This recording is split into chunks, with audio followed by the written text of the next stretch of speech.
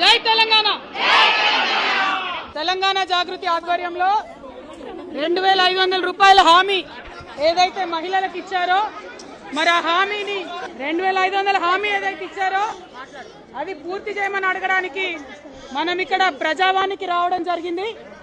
మరి ప్రజావాణిలో ముఖ్యమంత్రి గారు నేను ప్రతిరోజు ఉంటానని మాట ఇచ్చారు, కానీ ఒక్కసారి తప్ప ఏ ఒక్క రోజు ఆయన లేడు ఇక్కడ।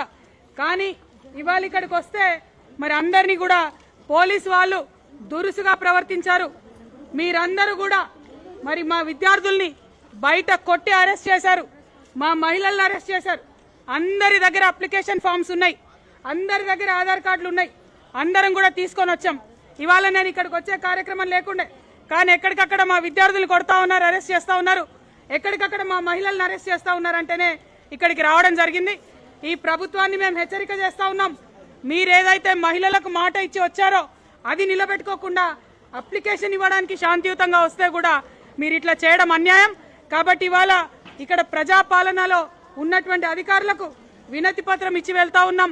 ఒకటే డిమాండ్, రాబోయే బడ్జెట్లో మహిళలకు 2500 రూపాయలు పెట్టండి, రాబోయే బడ్జెట్లో మహిళలకు ఏదైతే స్కూటీ ఇస్తామన్నారో దానికి సంబంధించి బడ్జెట్ పెట్టండి, మహిళలకు ఏదైతే తులం బంగారం ఇస్తామన్నారో దానికి సంబంధించి బడ్జెట్ పెట్టండి, 2000 నుంచి 4000 చేస్తామన్న పెన్షన్కి బడ్జెట్ పెట్టండి, ఇంట్లో ఇద్దరికి పెన్షన్ ఇస్తామన్నారు, ఇప్పుడు అయ్యలకు వస్తుంది పెన్షన్, అవ్వలు ఎదురు చూస్తూ ఉన్నారు, మా ఆడబిడ్డలకు పెన్షన్ పెట్టండి।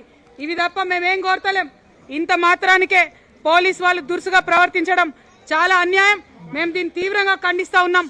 మా మహిళా నాయకురాళ్ళ మీ దుర్భాషలాడినారు, మీరు మా విద్యార్థుల మీద చేయి చేసుకున్నారు, మీరు ఇటువంటి పరిస్థితి చేస్తే తెలంగాణ రాష్ట్ర వ్యాప్తంగా కూడా ఇటువంటి ఉద్యమాలు చేయాల్సి వస్తుందని చెప్పి కాంగ్రెస్ ప్రభుత్వానికి హెచ్చరిక చేస్తా ఉన్నాం। మీరు ఇచ్చిన మాట నిలబెట్టుకోండి।